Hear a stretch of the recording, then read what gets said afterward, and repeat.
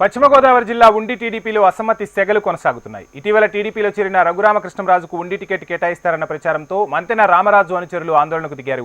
భారీ ర్యాలీ తీసి జిల్లా టీడీపీ అధ్యక్షురాలు తోట సీతారామలక్ష్మి ఇంటిని ముట్టడించారు.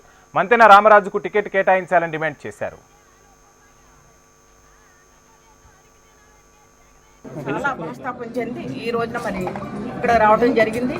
ఎమ్మెల్యేగా పనిచేసి ప్రజల్లో ఉన్న మనిషికి మళ్ళీ ఆ స్థానం లేదంటే ఎవరికైనా బాధ కలగటం సహజం.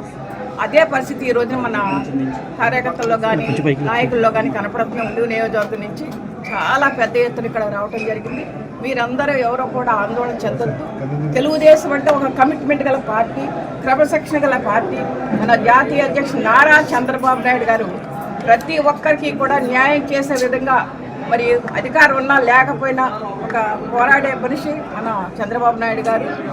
ఈ విధంగా మరి మీరు ఇచ్చిన రిప్రజెంటేషన్ ఏదైతే ఉందో మీరెవరు అందరూ కూడా ఆందోళన చెంది ఈ విషయం మీద ఎవరైతే ఇబ్బంది పడుతున్నారో అన్నీ కూడా నేను మన చంద్రబాబు నాయుడు గారి దృష్టికి తీసుకెళ్ళడం జరుగుతుంది.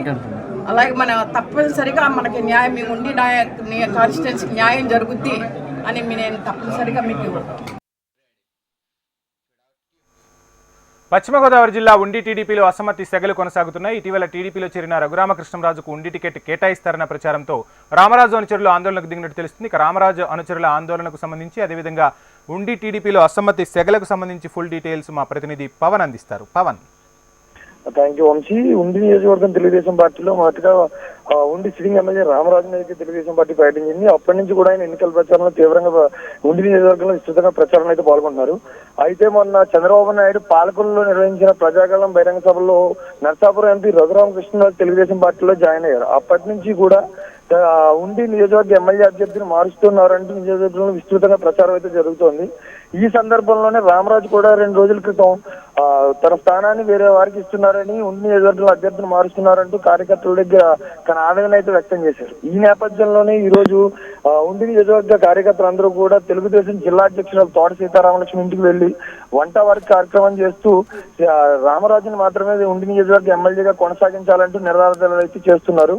వెంటనే స్పందించారు సీతారామలక్ష్మి కూడా. ఆవిడ కూడా ఎవరికి ఎటువంటి అన్యాయం జరగదు, ఖచ్చితంగా చంద్రబాబు గారికి మొత్తం విషయాన్ని వివరిస్తానంటూ హామీ ఇచ్చారు. కానీ కార్యకర్తలు మాత్రం రామరాజును మాత్రం కన్ఫర్మ్ చేయాలని, అది కన్ఫర్మేషన్ వచ్చే వరకు మేము ఇక్కడి నుంచి కదలబోమంటూ రామలక్ష్మి ఇంటి దగ్గర ఆందోళన చేస్తున్నారు వంశీ. Thank you Pawan.